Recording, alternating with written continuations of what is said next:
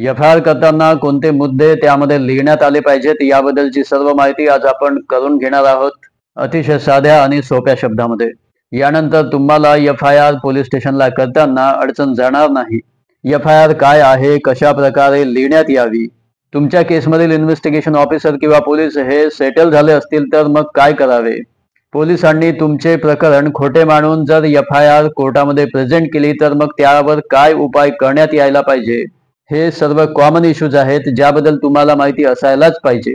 हे सर्व जाणून घेणार आहोत आजच्या या एपिसोडमध्ये.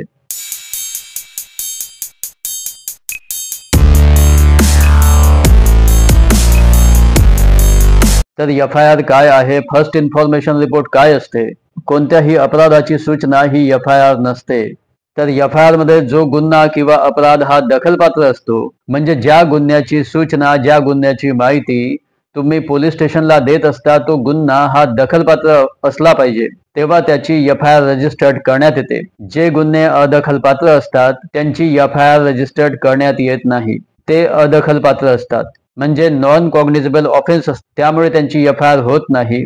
तर जे अपराध दखलपात्र असतात म्हणजे कॉग्निझेबल ऑफेन्स असतात त्यांचीच एफ-आय-आर रजिस्टर्ड करण्यात येते पोलिसांकडून. आणि असा दखलपात्र अपराध पोलिसांना कळवणे किंवा सांगणे यालाच फर्स्ट इन्फॉर्मेशन रिपोर्ट म्हणतात, म्हणजेच एफ-आय-आर. सेक्शन 173 ऑफ BNSS मध्ये याबद्दल दिलेले आहे. इन्व्हेस्टिगेशन मधील हा अत्यंत महत्वाचा दस्तऐवज असतो आणि यानुसारच तपासाची चक्र ही फिरू लागतात. तुम्ही ज्या अपराधाबद्दल पोलिसांना माहिती दिली असेल, कळवली असेल, त्याबद्दल पोलिसांना नोंद घ्यावीच लागते. परंतु मात्र तो अपराध जर दखलपात्र असेल तर त्याची एफ-आय-आर रजिस्टर्ड करण्याचे बंधन त्यांच्यावरती आहे. म्हणजे कोणताही अपराध घडल्यानंतर पोलिसांना पहिल्यांदा कळवणे किंवा सांगणे यालाच एफ-आय-आर म्हणतात, फर्स्ट इन्फॉर्मेशन रिपोर्ट. परंतु येथे अट एकच आहे की तो दखलपात्र असला पाहिजे. ही एफ-आय-आर इतकी महत्वाची आहे की तुमची संपूर्ण केस या एफ-आय-आर वर अवलंबून असते आणि याकरिता एक इफेक्टिव्ह एफ-आय-आर रजिस्टर्ड होणे अत्यंत आवश्यक आहे. या एफ-आय-आर मध्ये काही मुद्दे ही मॅन्डेटरीली येणे आवश्यक असते. फॉर एक्झाम्पल, ती घटना कोणत्या तारखेला घडली, कोणत्या वेळेला घडली, कोणत्या ठिकाणी घडली, हे तर माहिती असायलाच हवे. आणि या तुमच्या माहितीच्या आधारावरच यामध्ये कोणत्या पोलीस स्टेशनच्या पोलिसांना यामध्ये इन्व्हेस्टिगेशनचे पॉवर आहे हे स्पष्ट होतं. त्यानंतर यामध्ये तो अपराध कोणत्या व्यक्तीने केला, त्याचे नाव, राहण्याचे ठिकाण, त्याचे अंदाजे वय काय आहे आणि कशाद्वारे तो अपराध झाला, त्यामागे काय कारण होते, मारपीट झाली असेल तर कोणत्या ठिकाणी मारपीट करण्यात आली, कुठे कुठे जखमा झाल्या, याबद्दलची माहिती त्या एफ-आय-आर मध्ये द्यायला पाहिजे. त्यानंतर त्या घटनेच्या ठिकाणी कोण कोण हजर होते, म्हणजे ती घटना घडताना कोणी पाहिली, मग हे सर्व तुमच्या केसमध्ये साक्षीदार बनतात. परंतु अनेक लोकांना एक कॉमन प्रॉब्लेम फेस करावा लागतो पोलीस स्टेशनला गेल्यानंतर, की पोलीस एफ-आय-आर रजिस्टर्ड करून घेत नाहीत, ते टाळाटाळ करीत असतात. जरी त्यांची ही ड्युटी आहे तरी सुद्धा ते एफ-आय-आर रजिस्टर्ड करण्यास टाळाटाळ करत असतात. गंभीर अपराधांची एफ-आय-आर ही व्हायलाच पाहिजे असे सुप्रीम कोर्टाने सांगितलेले आहे. Lalita Kumari versus state of UP, त्यानंतर Sabir Mohammad versus state of Rajasthan, यामध्ये सुप्रीम कोर्टाने गाईडलाईन्स इश्यू केलेले आहेत. परंतु तरी सुद्धा पोलीस जाणून बुजून एफ-आय-आर रजिस्टर्ड करत नाहीत. यामागे अनेक कारणं असू शकतात. पोलीस आरोपींना ओळखत असेल किंवा आरोपींनी पोलिसांना आधीच, तुम्ही पोलीस स्टेशनला पोहोचण्याआधीच मॅनेज केलेलं असेल, त्यांचं बोलणं झालं असेल, कारणं कोणतीही असू शकतात तुमची एफ-आय-आर न घेण्यामागचं. तर जेव्हा तुमची एफ-आय-आर पोलीस घेत नाहीत तेव्हा तुमच्या पुढे ऑप्शन असते SP. परंतु सुप्रीम कोर्ट मात्र हेच म्हणते की तुम्ही एफ-आय-आर रजिस्टर्ड करण्याकरिता पहिले पोलीस स्टेशनला जायला पाहिजे व त्यानंतर SP कडे तुम्ही जायचं आहे.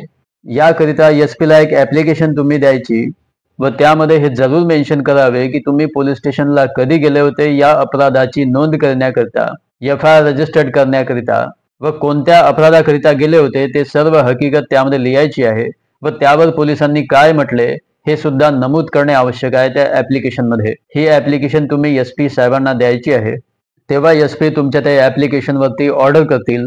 आणि हे जे मी तुम्हाला सांगतोय हे प्रॅक्टिकल आहे, त्यामुळे हे लक्षात ठेवा. परंतु SP ने सुद्धा जर तुमच्या ऍप्लिकेशनवरती ऑर्डर केली नसेल तर अशा सिच्युएशनमध्ये मग तुम्ही लगेच वकिलांना भेटा. तुमच्या पुढे मग शेवटला ऑप्शन हाच असतो, वकील. आता तुमचे वकील सेक्शन 175 सबसेक्शन 3 ऑफ BNSS मध्ये कंप्लेंट केस कोर्टामध्ये दाखल करतील आणि मग त्यानंतर तुमची एफ-आय-आर रजिस्टर्ड करण्यात येईल. आता तुमच्या प्रकरणामध्ये एफ-आय-आर रजिस्टर्ड करण्यात आल्यानंतर पोलीस इन्व्हेस्टिगेशन करेल आणि जे इन्व्हेस्टिगेशन ऑफिसर असतील ते जर व्यवस्थित इन्व्हेस्टिगेशन करत नसतील, म्हणजे तुम्हाला अशी शंका असेल की हे इन्व्हेस्टिगेशन ऑफिसर आरोपीला मिळाले असतील, तेव्हा अशा वेळी तुमच्या केसमध्ये चार्जशीट कोर्टात दाखल होण्यापूर्वी तुम्ही लगेच SP ला एक ॲप्लिकेशन द्यायची आहे की माझ्या केसमध्ये इन्व्हेस्टिगेशन ऑफिसर व्यवस्थित इन्व्हेस्टिगेशन करत नाही आहे, व त्यामध्ये तुम्ही रिअल स्टोरी जी नेमकी घटना आहे ती नमूद करायची की तुम्हाला अशी शंका का वाटते. त्यानंतर SP तुमच्या केसमधील इन्व्हेस्टिगेशन ऑफिसरला चेंज करून तुमचे मॅटर दुसऱ्या इन्व्हेस्टिगेशन ऑफिसरकडे सुपूर्द करतील.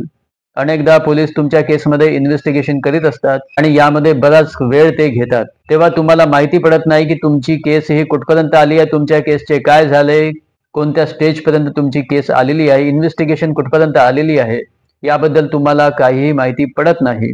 परंतु तुमच्या केसची स्टेज जर तुम्हाला माहिती करून घ्यायची असेल, म्हणजे तुमचे मॅटर जर कोर्टामध्ये असेल तर कोर्टातून तुम्हाला माहिती पडतं की तुमची मॅटर कोणत्या स्टेजला आहे, ते वकील सांगतात. परंतु जेव्हा पोलिसांकडे ते मॅटर असते इन्व्हेस्टिगेशन करिता, तर तुम्हाला माहिती पडत नाही आणि वकील सुद्धा त्याबद्दल तजवीज घेत नाही की यामध्ये कोणत्या स्टेजला आपले पक्षकाराचे मॅटर आहे आणि पोलीस सुद्धा स्वतःहून तुम्हाला याबद्दल काही कळवत नाही.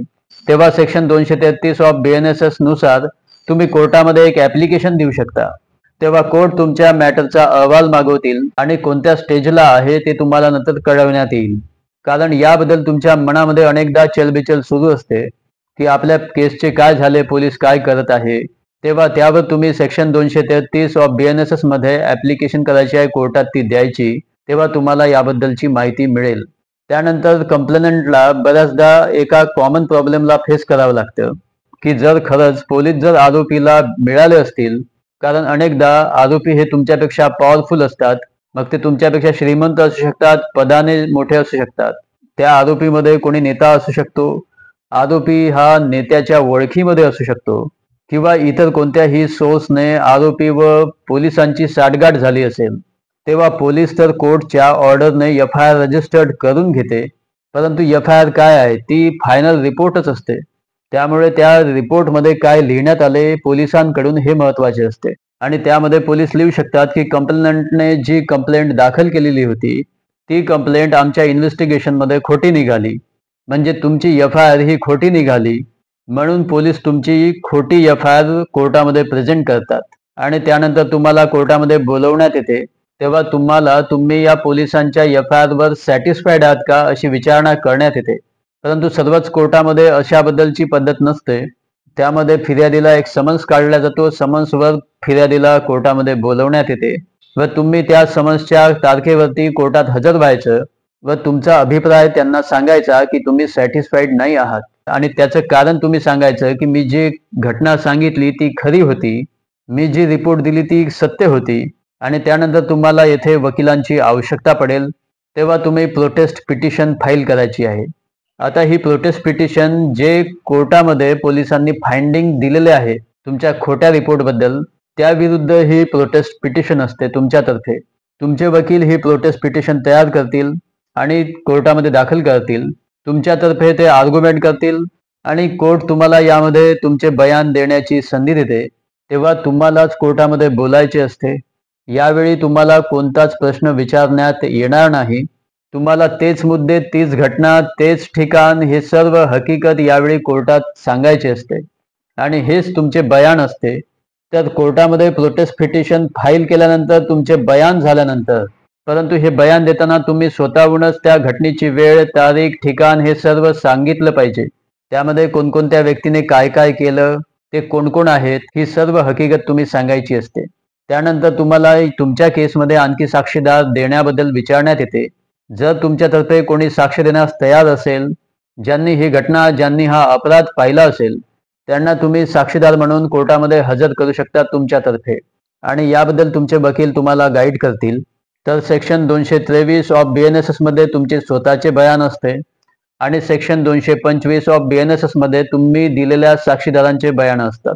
तुमच्यातर्फे साक्षीदार जे असतील त्यांचे बयान झाल्यानंतर तुमचे वकील त्यामध्ये आर्ग्युमेंट करतील आणि नंतर कोर्टामध्ये आरोपीला बोलवण्यात येईल बाय कोर्ट प्रोसिजर.